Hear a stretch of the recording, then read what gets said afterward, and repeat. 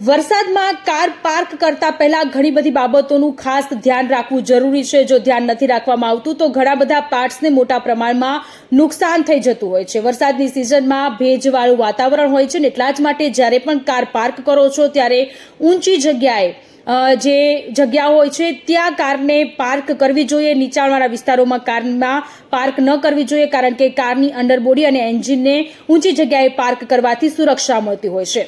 સીલિંગને check કરવો, કારની window દરવાજાની સીલિંગને સતત ચેક કરતા રહેવું જોઈએ। વરસાદમાં એ બધું પ્રોપર રીતે બંધ હોવું જોઈએ જેથી અંદરના જે પાર્ટ્સ છે તે સુરક્ષિત રહે।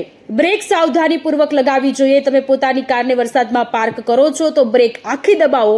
ભીની સપાટી પર બ્રેક લગાવવાથી તમારી કાર એક જગ્યા પર ટકી રહે છે અને બ્રેક સિસ્ટમ પર અલગથી દબાણ પણ નહીં પડે। એન્જિનને ચેક કરવું ખૂબ જરૂરી છે।